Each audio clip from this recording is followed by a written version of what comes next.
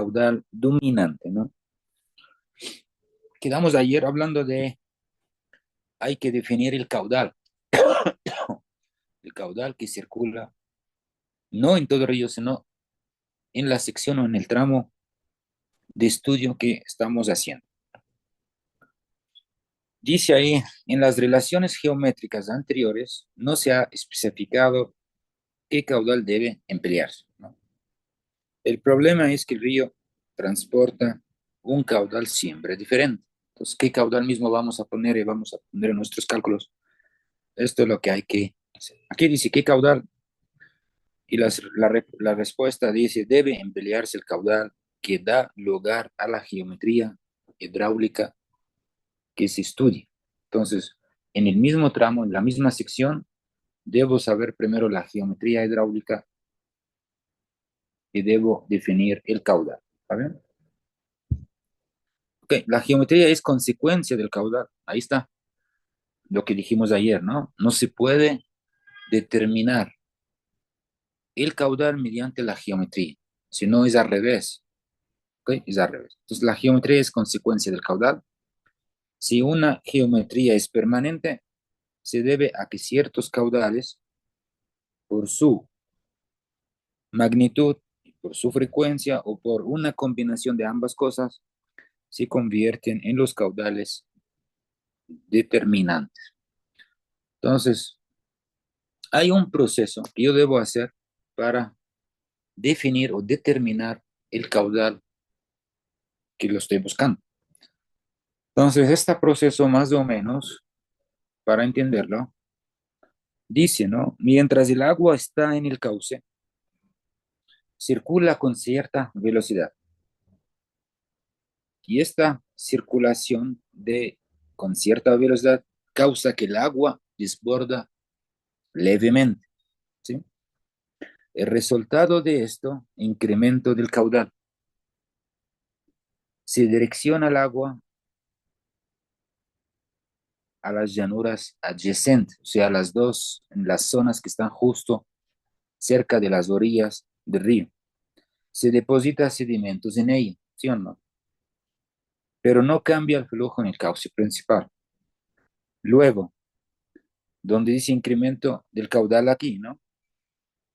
Cuando hay incremento del caudal, tenemos incremento en el calado también, ¿sí?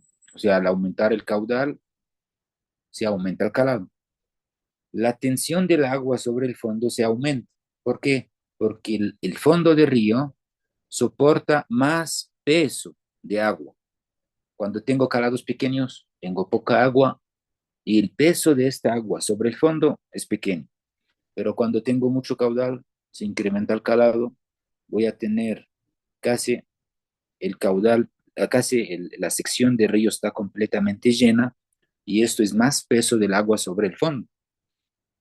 Este peso sobre el fondo genera una tensión, lo que le llamamos, lo que le llamamos tensión inicial del fondo, ¿sí? La tensión tau sub cero. Y esta también se aumenta. ¿Por qué? Porque esta tensión inicial sobre el fondo es proporcional al calado. ¿Okay? Aquí dice, porque hay más masa de agua sobre el fondo, o sea, más peso. Cuando el agua desborda, ocupa un área mucho mayor, de manera que es necesario un caudal mucho mayor para que aumenta ligeramente el calado, es decir, la tensión sobre el fondo tau sub cero, ¿sí? Entonces, todo esto llegamos a una conclusión que la tensión inicial sobre el fondo tau sub cero es proporcional al calado. ¿Está bien? ¿Sí? Entonces dice aquí, la tensión del agua sobre el fondo tau sub cero aumenta. Y esto es lo que le llamamos la acción sobre el cauce. Esta acción sobre el cauce viene de la velocidad y la tensión tangencial. Entonces debemos hacer una gráfica entre caudales y el calado, ¿ok? Como lo ven aquí en la foto. Esta caudal, mientras más se aumenta el calado, se va a aumentar mientras más se aumenta el caudal, se va a aumentar el calado, hasta llegar a un punto que la línea se hace recta, o sea, horizontal, digamos, ¿no? Justo en este punto donde la línea se hace horizontal, este es el caudal dominante, o también le llamamos caudal formativo, o también le llamamos caudal efectivo. Los tres es la misma cosa, ¿no? Es el mismo caudal. Gente que le llaman formativo, gente que le llaman dominante, otros le llaman efectivo. Y esta línea justo donde se hace recta, o se hace horizontal, le llamamos la línea de desbordamiento del río o todo el exceso de agua se desborda a las orillas. ¿Está bien? Entonces el caudal del cauce lleno se conoce también como el caudal formativo, dominante o efectivo. Y este es el caudal que lo estoy buscando y debo determinar. ¿Sí? ¿Qué dice en conclusión? Es un caudal que se da 2 veces al año o un caudal con un periodo de retorno de 1.4 años. Este es el caudal que yo debo tener en cuenta en mis cálculos y todos los cálculos que vienen después. ¿Sí? No es usar la geometría como quedamos ayer o como hablamos ayer para determinar el caudal. ¿Está bien?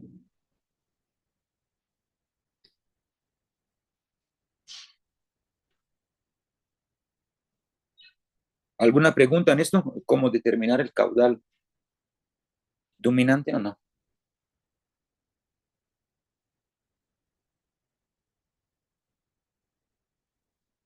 No. Ok. Vamos a ver otro tema que son las características de los torrentes y las ramblas. ¿Sí? Las ramblas o la rampla mencionamos el día de ayer, explicamos cuáles. Torrentes, ¿qué significa un torrente?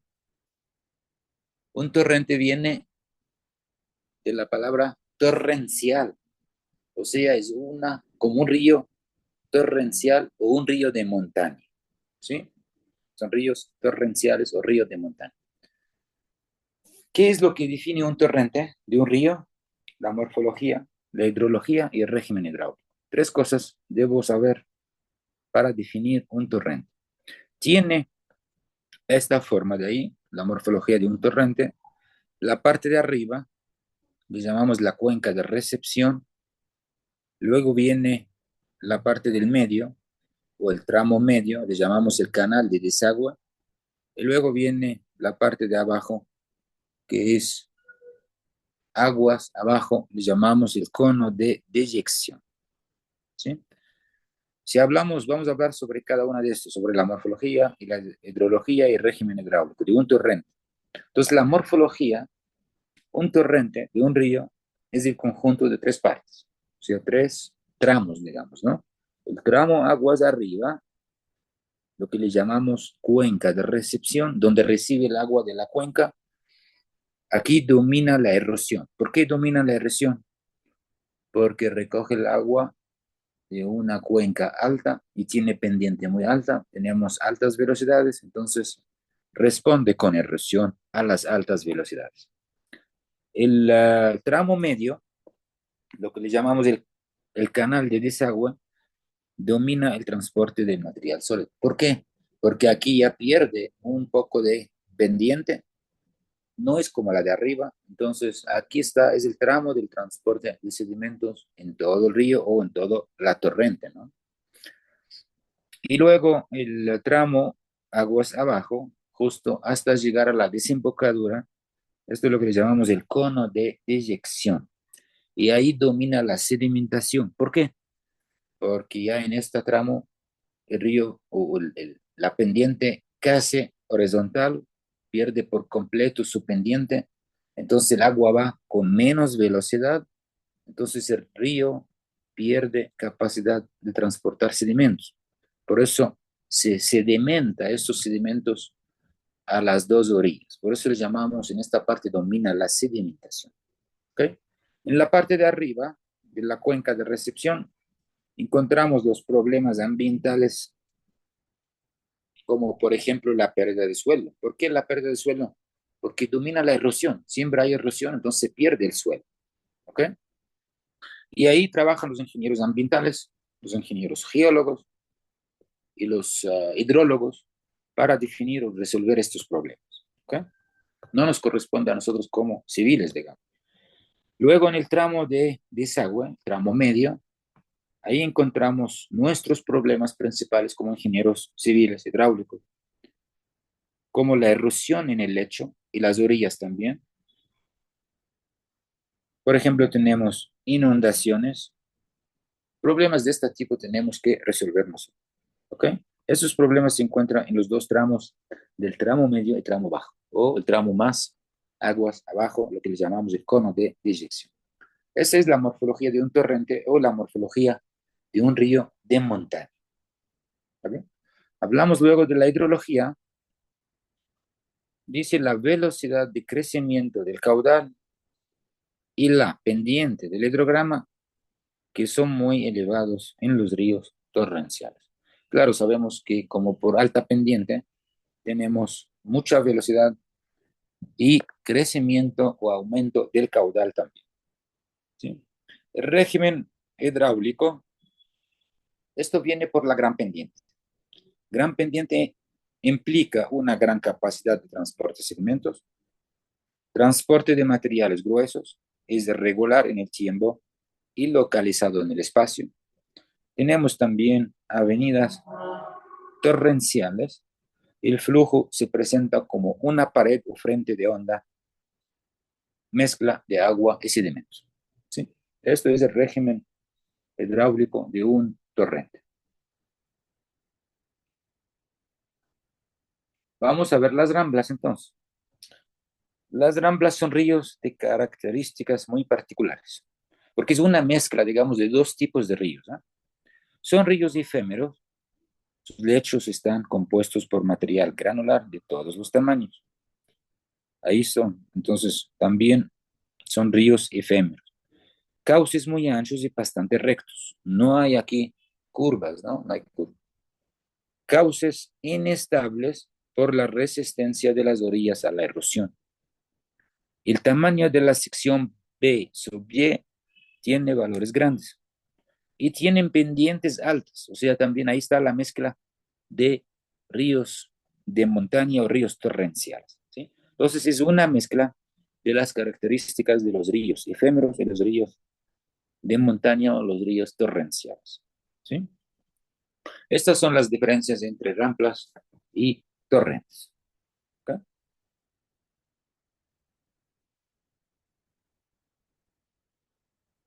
También tienen régimen rápido, supercrítico, velocidades altas, porque viene de, ahí toma esta característica de los ríos torrenciales, ¿no?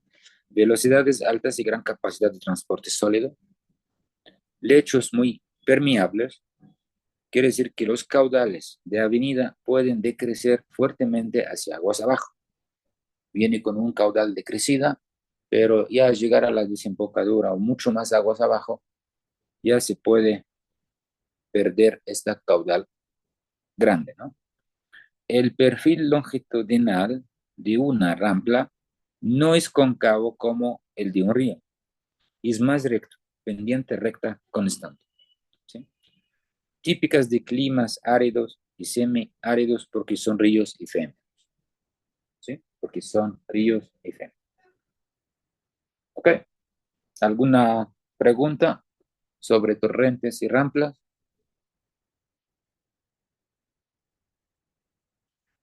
Ok. Entonces, hablamos ahora de la morfología de llanuras de inundación. ¿Qué son las llanuras de inundación? Ya hablamos, ¿no? Que son las áreas próximas al cauce principal del río que resultan ocasionalmente inundados. O sea, todas las zonas que están alrededor de las orillas, que son siempre o casi siempre se inundan por el aumento del caudal. El río desborda las aguas ahí, ¿no? Un ejemplo de estos ríos con poca pendiente de morfología meandriforme, ríos aluviales de llanura. ¿Sí?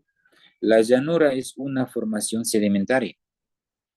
Sus suelos son muy variados debido al modo en que se han depositado los sedimentos.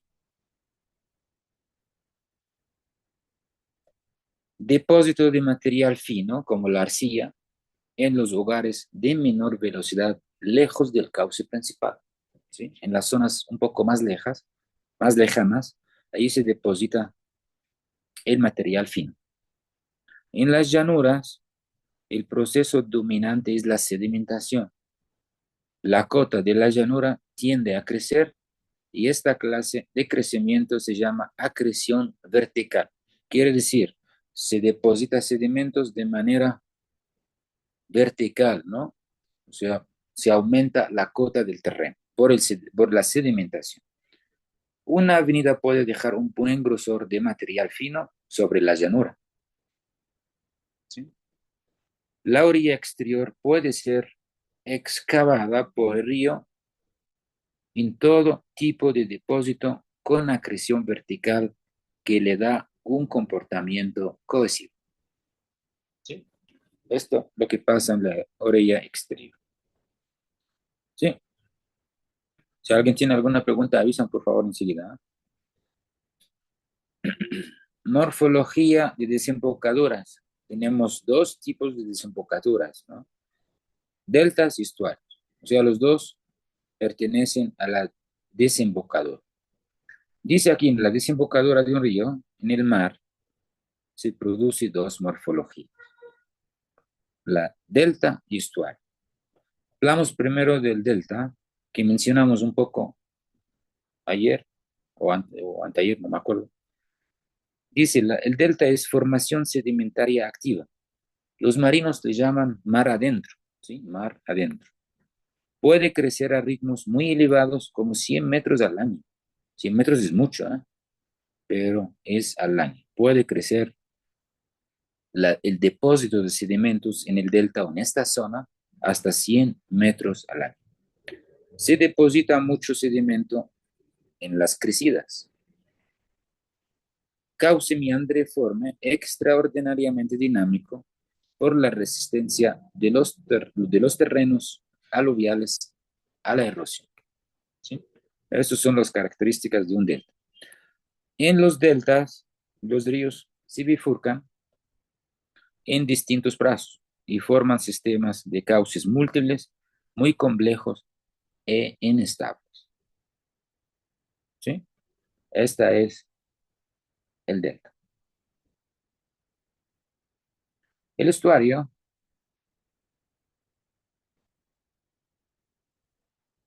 es la inversa del delta. Como el delta, los marinos le llaman mar adentro, el estuario le llaman tierra adentro. ¿Sí? Tierra adentro. Es al revés, la inversa. Las orillas del río se van separando y el río se va abriendo al mar. La actividad sedimentaria es dominante e importante en magnitud. La marea determina el movimiento del agua en el estuario. ¿Sí? No sé si se acuerdan o escuchan que los marinos cuando hacen estos trabajos le miden la velocidad por los nodos, ¿sí? La velocidad del viento y la dirección del viento, todo esto le miden con nodos, no sé, la velocidad del viento, 30 nodos, 20 nodos, ellos manejan estas cosas. La corriente se cambia de dirección, incluso en sentido, según las fases de llenado o vaciado del estuario en función de la fase de la mar. ¿Sí? También hay diferentes fases de la marea que se puede identificar sin ningún problema. ¿Sí? Se pueden formar cauces sinuosos, eso es el estuario. El nivel del mar controla los niveles normales del río. ¿Sí? No es al revés, la gente piensa que es al revés, pero no. O sea, el mar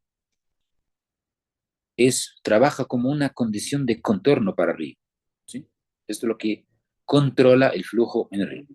El nivel del mar controla los niveles normales del río o el mar es condición de contorno para el flujo en el río.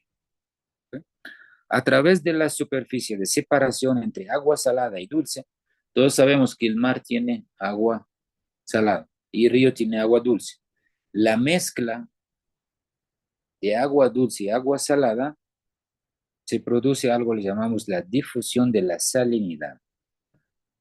Y aquí el número del flujo es 1. ¿Por qué es 1? Porque el flujo es crítico justo en la mezcla de agua salada y agua dulce. Aquí está la ecuación: la velocidad del agua, ρ la densidad del agua dulce, ρ' de la densidad del agua salada, y es el calado del agua, o sea, la profundidad del agua en río, y el número del flujo. Si calculamos esto con la velocidad de las dos densidades de agua dulce y agua salada, ahí me sale que el número del flujo es 1, porque es flujo crítico, ¿sí? Es flujo crítico. ¿Ok? ¿Alguna pregunta hasta ahí?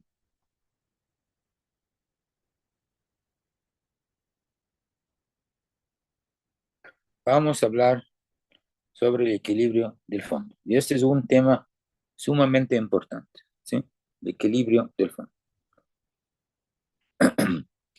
Si acordamos el tema que hablamos, creo que Valeria lo que me mencionó, la erosión regresiva, ¿no? Lo que ha pasado del río Coca.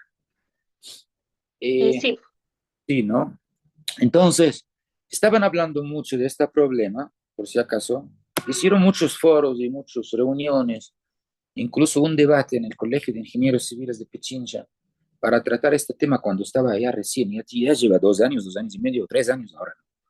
Entonces, todo el mundo estaba opinando cuál es la solución, cuál es no sé qué.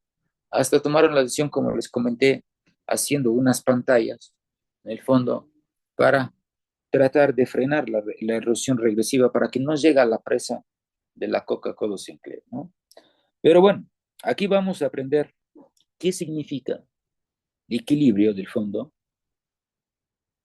y con esto se resuelva cualquier problema. O sea, el problema de la cascada de San Rafael, esto es un equilibrio del fondo. Yo estuve en un foro de esto y le expliqué la solución, ¿no? Pero claro, o sea, teóricamente se puede, o sea, la solución es muy fácil, ¿eh? Pero haciendo esto en medio de un caudal tan grande y un proceso como lo que vimos en el río Coca, puede que sea imposible hacer o difícil de hacerlo, ¿no? Pero bueno, aquí tenemos que entender cuál es el problema, cuál es la solución, cómo resolvemos, pero ya haciéndole esto en práctica o en la vida real, esto es otra cosa. O sea, hay que pensar después cómo se aplica eso. Pero eso es la solución científica correcta para tratar un problema como lo que ha pasado en Río Coca, ¿sí? O en cualquier otro río. Debemos lograr el equilibrio del fondo de un río. Si llegamos a este equilibrio, cualquier problema ya está resuelto. O sea, del problema de Río Coca, si llegamos a volver el fondo del río en estado de equilibrio, ya no va a haber ni erosión regresiva, no va a haber inundaciones, no va a haber erosiones, no va a haber nada, ¿sí? ¿Cómo hacemos el equilibrio del fondo de un río? Esto es lo que vamos a ver aquí, ¿sí? Dice ahí, además de la planta y las secciones de un río, debemos estudiar su perfil de fondo, o lo que le llamamos el perfil longitudinal. O sea, primero, ¿cómo comienzo? Tengo que tener datos, una batimetría bien definida del fondo del río, lo que llamamos perfil longitudinal del fondo del río. Si no tenemos estos datos, no puedo hacer nada, no puedo trabajar, o sea, no puedo entender cuál es el problema para resolver, ¿ya? ¿Esto cómo se hace? Ya les dije ayer, hay un aparato que se llama lancha patimétrica que corre en el tramo del río, mide o mita ondas o sondas para medir las profundidades todos a lo largo de todo el tramo y dibuja un perfil longitudinal del fondo. Con esto yo entiendo qué forma tiene el fondo y dónde están depositados los sedimentos, ¿sí? Incluso más o menos el tamaño de sedimentos que está depositado en esta fondo. Ese es el perfil longitudinal. Debo tenerlo, ¿no? Okay. Dice, es importante adoptar una escala bastante grande. Es para anotar más o menos la diferencia de la patimetría del fondo. la irregularidad del fondo es mayor que la de la superficie libre. Claro, yo les dije ayer también, la pendiente del fondo no tiene nada que ver con la pendiente de la superficie libre. Cada una tiene su pendiente aparte, ¿no? O diferente. No es lo mismo, o sea, no es la misma pendiente de la superficie del agua que la pendiente del fondo. Son dos valores diferentes. Es importante y práctico determinar la pendiente de un río por medio de su superficie libre. Esto en caso de que yo no tengo un aparato como la lancha patimétrica, porque si tengo esa, ya tengo la pendiente del río, del fondo del río, sin ningún problema, ¿no? Pero si no tengo, o sea, si no tengo yo la lancha patimétrica esta, ¿qué hago para determinar la pendiente del fondo? Sí se puede hacer esto mediante la pendiente de la superficie libre. Esto vamos a aprender en el capítulo 5, ¿sí? Cómo determinar la pendiente del fondo mediante la pendiente de la superficie libre. Bueno, el fondo de un río se encuentra en equilibrio en presencia de transporte de sedimentos, cuando no sufre modificación a lo largo del tiempo en su perfil extendido a una distancia de, por ejemplo, 100 veces el ancho. ¿Qué quiere decir eso? O sea, yo tengo un río, tiene, por decir, un ancho de 100 metros. 100 metros por 100, entonces 10.000 metros, o sea, 10 kilómetros, ¿sí o no? 10 kilómetros. Entonces, si no hay modificación a lo largo del tiempo en 10 kilómetros de río, entonces el fondo queda en equilibrio, ¿sí? Si es que hay modificación en 10 kilómetros, si es que el ancho tiene 100 metros, ¿no? Si es que no hay modificaciones en 10 kilómetros, queda el fondo en equilibrio. Pero si yo tengo modificación en 10 kilómetros de río, queda en desequilibrio. Y esto es lo que ha pasado en la erosión regresiva.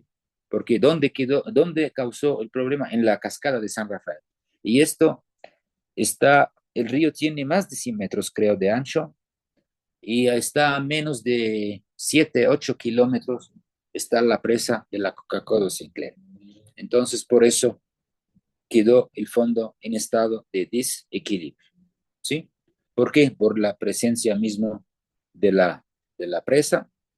Esta presa causó problemas y el fondo del río se quedó en estado de desequilibrio, ¿ok? ¿Cómo ahora volvemos el río en estado de equilibrio con la presencia de estas modificaciones que dicen acá, o la presa de tamaño gigante como lo que tenemos ahí? Esta es la respuesta que tenemos que ver aquí, ¿sí? Debemos volver el río o el fondo del río a su estado de equilibrio, ¿ok? Con esto utilizamos algo que se llama la balanza de Lange. Una balanza. Lange es el nombre, un francés que ha hecho este trabajo experimental sobre río, ¿cómo se llama? Río, no me acuerdo qué río es en Francia, ¿no? Bueno, dice, el equilibrio de fondo proviene de un equilibrio conjunto que sería muy numeroso. Entonces, Lange propuso cuatro variables para trabajar o para volver al río al fondo del río en su estado de equilibrio. ¿Okay? Tenemos cuatro variables. Caudal líquido, Q, pero le vamos a poner Q minúscula, ¿no? Que es caudal líquido unitario. Y el caudal sólido, Q minúscula sub S, o sea, el caudal sólido unitario.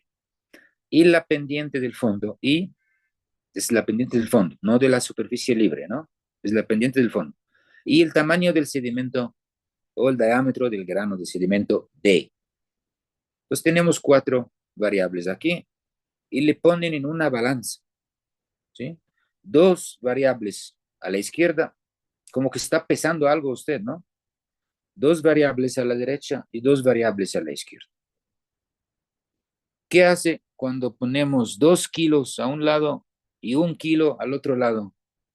El que tiene 2 kilos tapa, ¿no? O sea, va para abajo porque tiene más peso.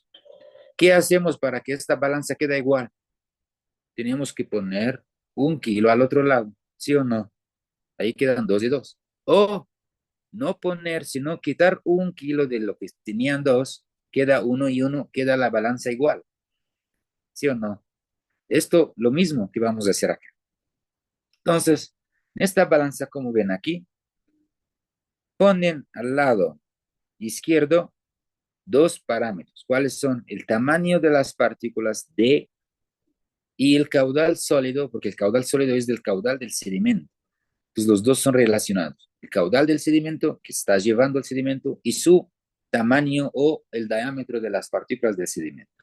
Al lado izquierdo. El lado derecho ponen el caudal líquido, Q minúscula, caudal líquido unitario, y la pendiente del fondo, I. ¿Sí? Ok. Si, digamos, ¿no?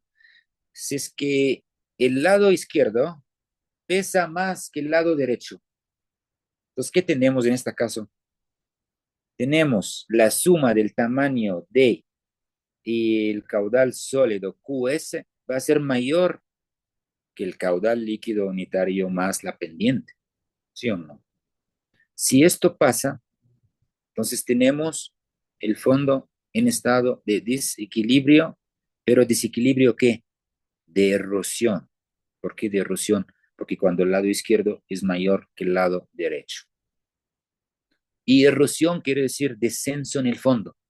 Entonces ya sabemos el problema del desequilibrio del fondo. ¿Cuál es? ¿Cuál?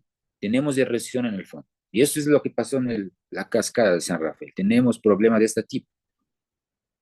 Cuando tapa el lado derecho, o cuando pesa más el lado derecho que el izquierdo, entonces vamos a tener el caudal líquido más la pendiente, es mayor que el caudal sólido más el tamaño de las partículas.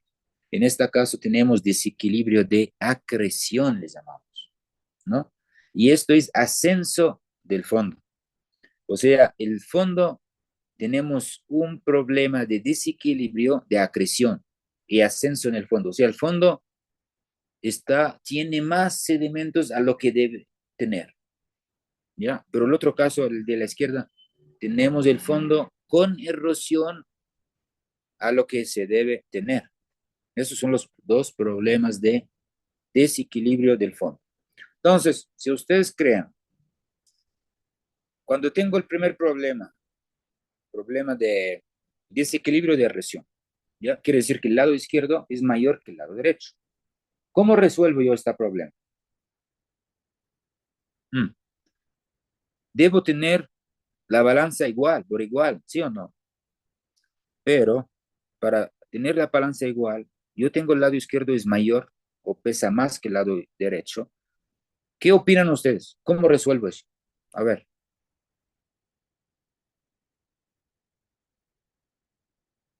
para volverle la balanza por iguales, ¿no? ¿Qué hago en este caso?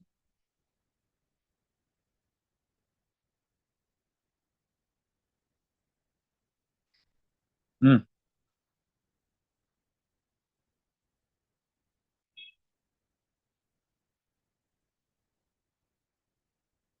¿Qué dicen? Quiero escuchar.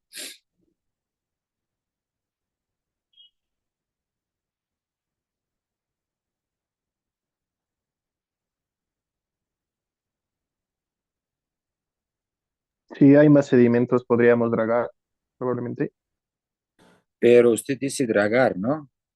Pero yo tengo problema de erosión, ¿sí o no? Si Se podría drago, entonces, aumentar de alguna manera la pendiente. perdón, Se podría aumentar de alguna manera la pendiente. así es, ¿sí? Porque dragar, estoy aumentando la erosión, pero aumentando la pendiente, ¿sí? Si aumento el lado derecho mediante la pendiente, pueden que la balanza sea por igual, ¿sí o no? ¿Por qué? Yo no puedo, el tamaño de sedimentos, yo no puedo cambiar el tamaño de sedimentos que están en el fondo. ¿Cómo hago con eso? Caudal sólido, yo puedo minorar el caudal sólido si minoro el caudal de río, pero si está lloviendo todos los días, ¿cómo manejo yo el caudal en río? No puedo, ¿sí o no? No puedo cerrar yo el río para que no lleve más caudal.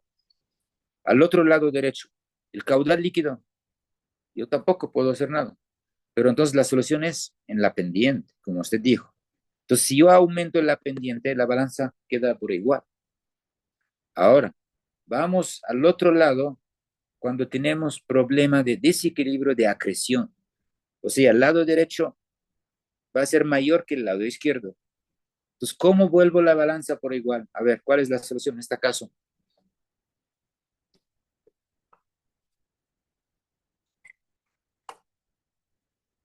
Mm,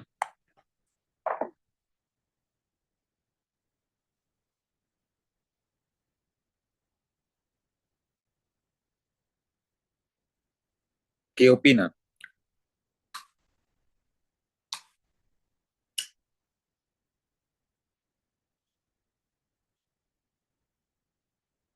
Tal vez una disminución del caudal, ¿Y cómo logro una disminución del caudal? Disminución de la desviando el pendiente. flujo hacia a otro lado.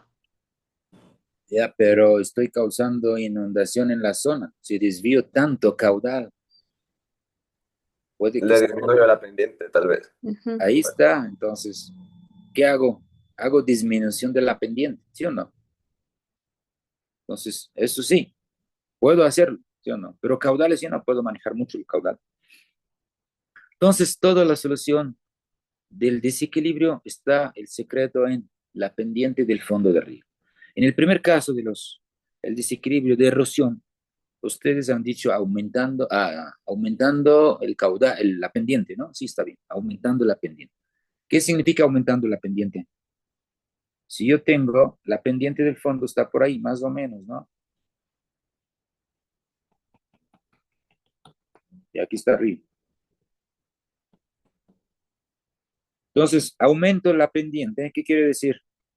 Que voy a hacer esta pendiente para allá. ¿Sí o no?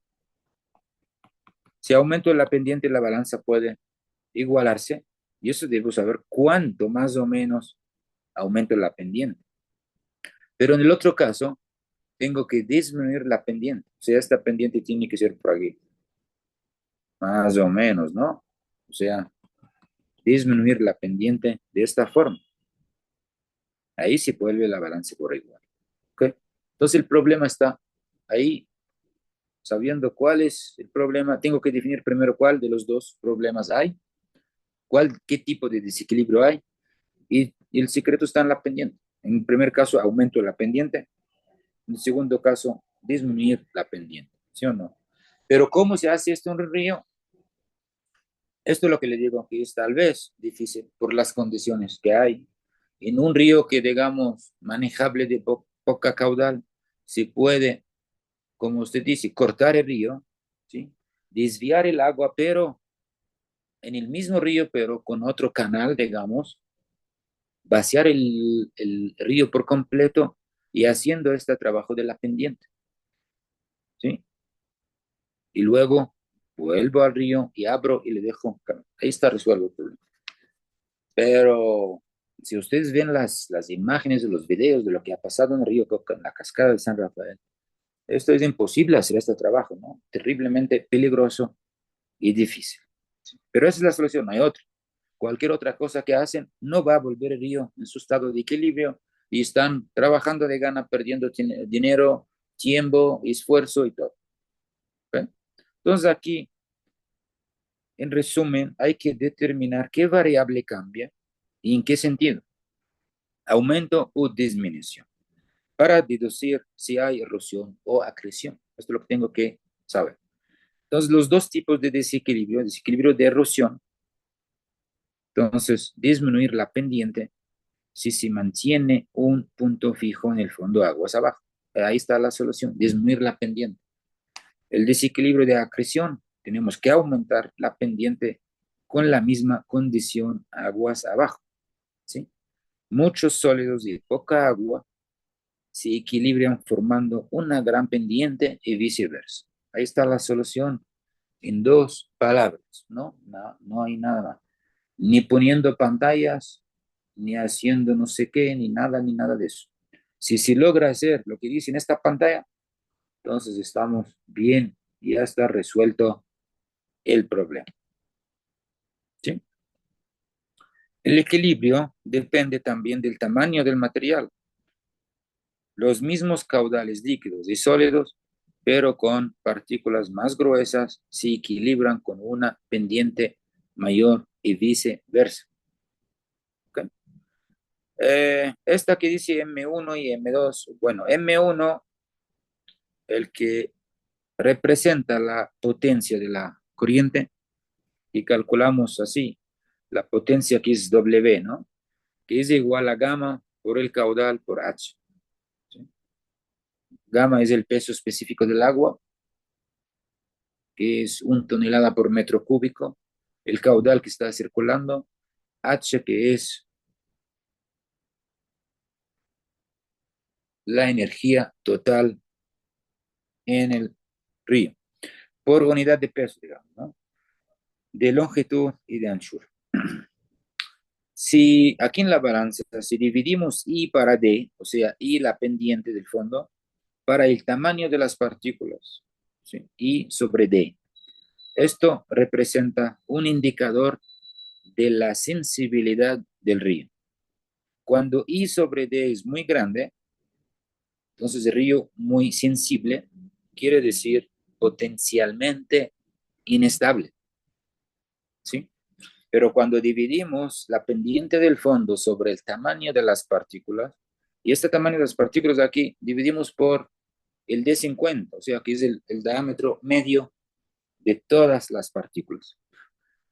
Cuando sale esta división es pequeño, quiere decir que son ríos insensibles o estables. ¿Está bien? No le afectan muchas cosas o muchos factores. ¿Está bien?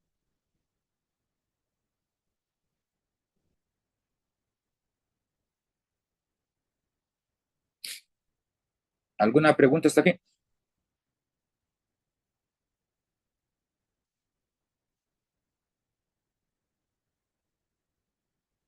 Mm, ¿Existe alguna pregunta hasta aquí? ¿Sí se entiende más o menos bien el asunto del equilibrio del fondo o no? Sí, todo bien. Ok. Vamos a otro tema que le llaman las leyes de Farg. Farg es un francés, trabajó en sus leyes, es una sola ley, ¿no? Pero le llaman leyes porque esta ley tiene algunas observaciones y toda la ecuación con las observaciones le llamaron leyes de Farg, ¿sí? Trabajó desde el 1827 hasta el 1910. ¿Ok? No, no. Él nació en 1827 y murió en 1910. Y quedó trabajando y publicó estas ecuaciones en 1908, o sea, antes de que se muere 2 años, nada más.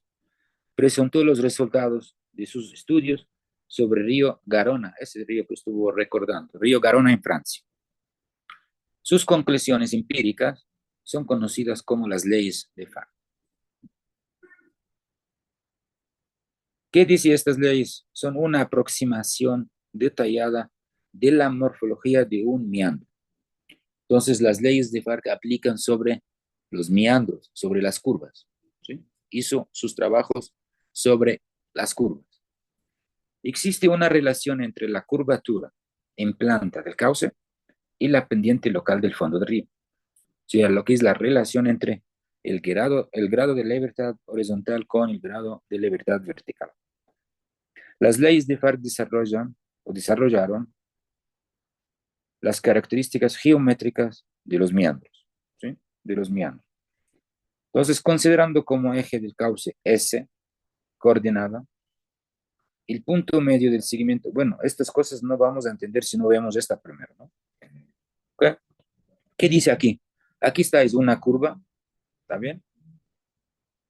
Tenemos la longitud de la onda completa, es lambda, como ven ahí arriba.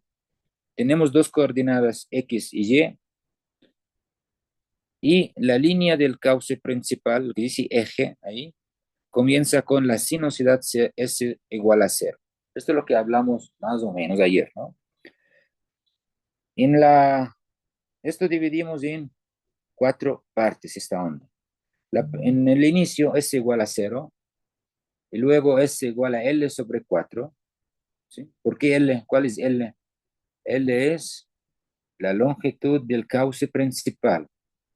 ¿Sí? La longitud del cauce principal. Luego S igual a L sobre 2 en el tramo medio. Luego S igual a 3L sobre 4. Y luego a la final, la sinuosidad va a ser igual L o la longitud del cauce principal. ¿Sí? Hay una línea que dice Salwick. ¿Sí? Esta línea es la línea donde se produce, digamos, en la orilla exterior. Aquí tenemos, como hablamos ayer, que tenemos calado mayor o menor, calado mayor, ¿sí? Por eso la línea va para arriba. Y en la otra curva también, esta es la línea exterior, por eso la línea va para abajo. Y en las orillas interiores tenemos calados más pequeños, ¿sí? Entonces, aquí también, en la de abajo, hace relación con la longitud de onda, lambda, y el eje X, ¿sí? Aquí al inicio, S igual a 0 y X igual a 0. Luego, los dos son iguales, ¿no? Va a ser lambda sobre 4, lambda sobre 2, luego lambda, 3 lambda sobre 4, y luego X igual a lambda, ¿sí? Y aquí están los valores también de S. Entonces, aquí hacemos la gráfica, todo esto está explicando aquí, ¿no? Planta y perfil de un tramo con curvas, funciones de curvatura. La curvatura le vamos a poner C y el calado Y. La expresión más formalizada que puede proponerse para las leyes de Farc, esta es la única ecuación que pone. ¿Qué dice la ecuación? DC por DS. C es la curvatura. S es la sinuosidad de la curva. Igual a K es constante, Y es el calado y S es la misma S que es la sinuosidad. Entonces quiere decir DC DS es igual a K por DY DS. ¿Qué quiere decir esto? La variación de la curvatura respecto a la sinuosidad es proporcional a la variación del calado respecto a la sinuosidad, porque K es un constante. Aquí dice en palabras, esta ecuación es la pendiente local del fondo de Y de S es proporcional a la variación de la curvatura del eje de CDS. ¿Sí? Esto es lo que quiere decir. Quiere decir que la pendiente local del fondo es proporcional con la variación de la curvatura. ¿Sí? Esta es la ecuación empírica propuesta por Fa. ¿Sí?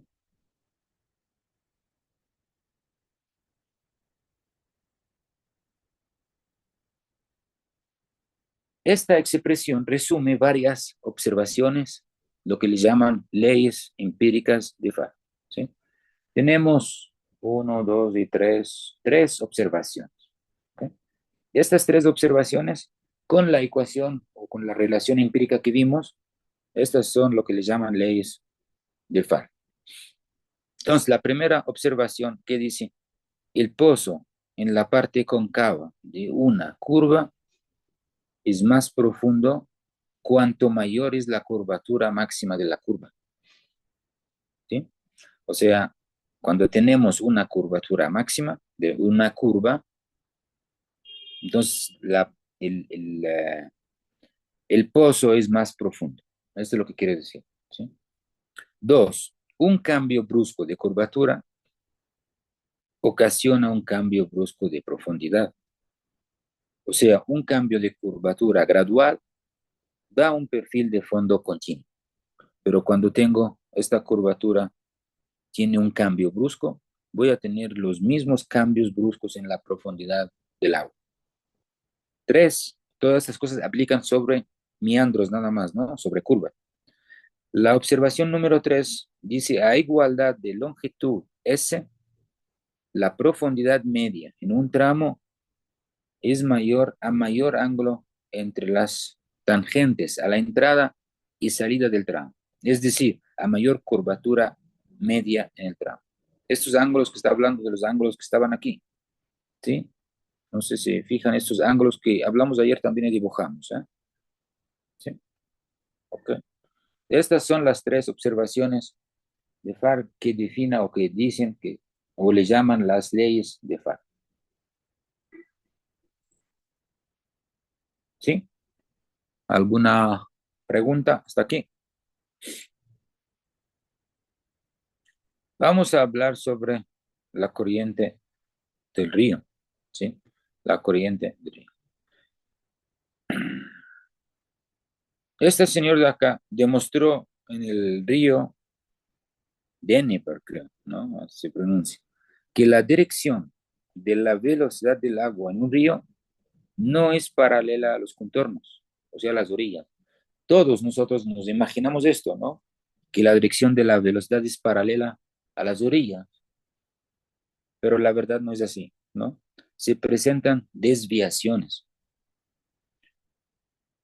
El módulo de la velocidad no es uniforme. En general, el agua corre más por las partes más hondas. O sea, si en algunas partes, algunas secciones del río tenemos más profundidades de agua o más calados, el agua corre más por estas partes que las partes que tienen menor calado. ¿Sí? El salvo esa línea de la corriente, como línea más honda, señala la corriente más frecuente del río. ¿Sí? La dirección dominante de la corriente depende del caudal circulante. En la geometría fluvial de un cauce principal sinuoso, un caudal menor dará lugar a una corriente de mayor curvatura en la curva. La desviación de la velocidad respecto al contorno ocurre en todas partes, pero es mayor en los puntos de inflexión, por ejemplo, a 30 grados. ¿Sí? Es mayor la desviación de velocidades en los puntos de inflexión de la curva. ¿Sí? De la curva. ¿Okay? Ahora, el flujo hacia la curva implica una concentración. A ver, esto lo explico para que no haya confusión. Como yo les hice la pregunta el otro día, cuando les dije, cuando alguien maneja un carro y va a una curva,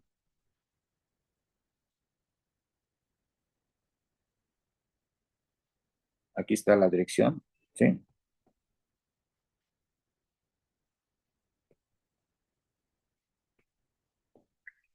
Cuando manejamos un carro y caminamos así, cuando se acerca una curva, ¿qué hacemos?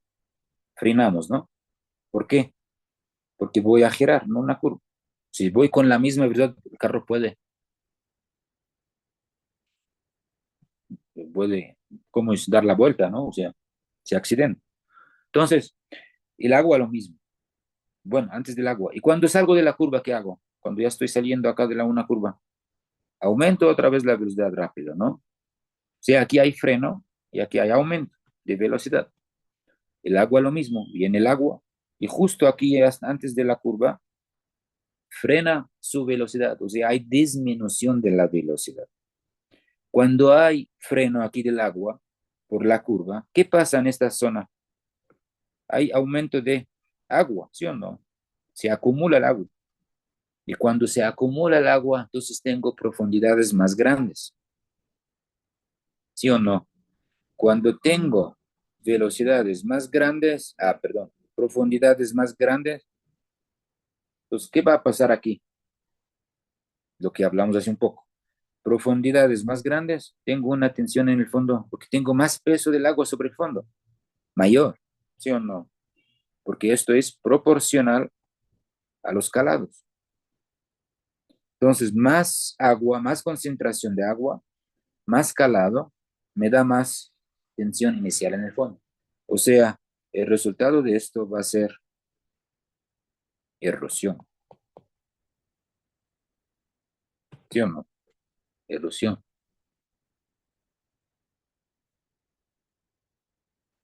Ahora, si veamos aquí, cuando salimos de una curva, aumentamos la velocidad, ¿no? No hay concentración de agua, ¿sí o no? No hay, el agua va más rápido, entonces tenemos calados menores, entonces no tenemos mayor tensión sobre el fondo, entonces en este caso no vamos a tener erosión, sino vamos a tener acreción, que es al revés de la erosión, ¿no? O sea, sedimentación, quiere decir,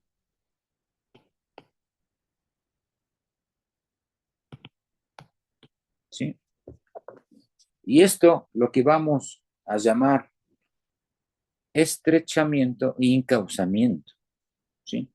Vamos a leer esto que dice acá, ¿sí? Dice, el flujo hacia la curva implica una concentración de caudal, aumento del caudal unitario por reducción de anchura, ¿sí o no?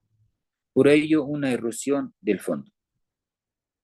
El flujo desde la curva, o sea, saliendo de la curva, implica una expansión del caudal, disminución del caudal unitario por aumento de la anchura, por ello una acreción del fondo. Entonces, el primer caso, flujo hacia la curva, le llamamos estrechamiento. ¿Por qué estrechamiento?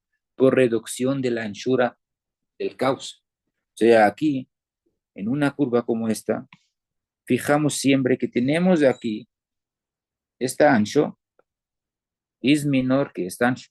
Bueno, pero está mal dibujado nomás, ¿no? O sea, aquí si es que esto es B1 y esto es B2, siempre B2 es mayor que B1. ¿Sí?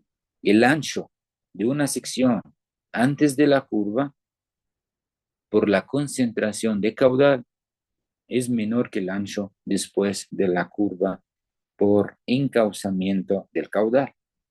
¿Sí?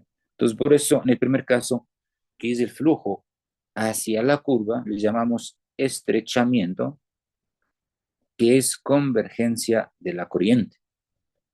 Y el agua saliendo de la curva o desde la curva, le llamamos el flujo en encauzamiento o divergencia de la corriente.